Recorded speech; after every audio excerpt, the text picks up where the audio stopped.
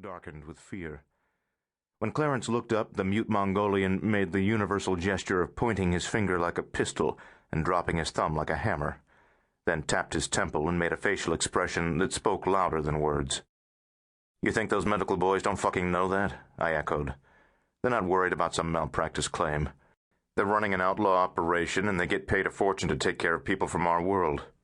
That's what we're paying so much for, not just the care, the risk. They're putting a lot more than their licenses on the line, understand?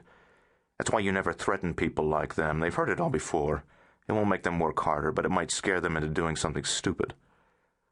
"But for what they are charging, even with all the money we took from that last thing, we will run out by—" "I know," I said soothingly, "but don't worry about it, Clarence. We found a new way to keep earning." "Nobody told me." "You had no role to play in this one, son," I said, channeling the Prof. "Not up till now, anyway." "Listen to me, sweetheart." Michelle spoke just above a whisper, her voice the same mystery blend as her perfume. "Trust me, the word's out. The Prof's in the consultant business now. Any serious thief playing for a retirement score would want the master to check over the plans, make sure there's no flaw. But they wouldn't expect a face-to-face. So the Prof's got a front man for that. Get it?" "Yes," the Islander said, looking over at me and nodding. "But how is that going to bring in the kind of money we—" "It already is," I cut him off. "Got more business than we can handle. We're even ready to have you start working back up, too, if you want." Clarence opened his mouth to say something, but Max just shook his head.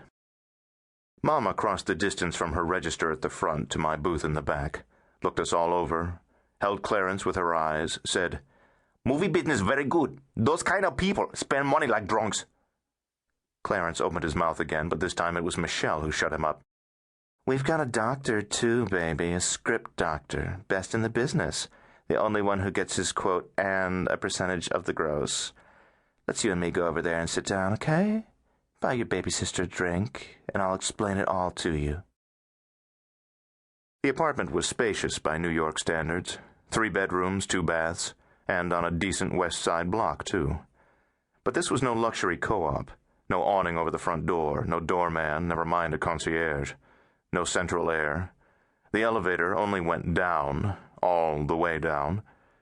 From a uniformed operator to push-your-own-damn buttons to permanent out of service. Even the super was part-time. His one qualification was that he'd done time, and his real job was handling complaints with a "you don't want to go too far with this" look. 36 units, but only 5 of them still occupied. The building owner was warehousing the rest, playing stare-down with the remaining owners. No real estate broker had any of the empty units listed. Some of the holdouts had been stupid enough to try bribing the super. He introduced them to the sucker 2-step. Step 1, he takes your money. Step 2 comes when you run into him again.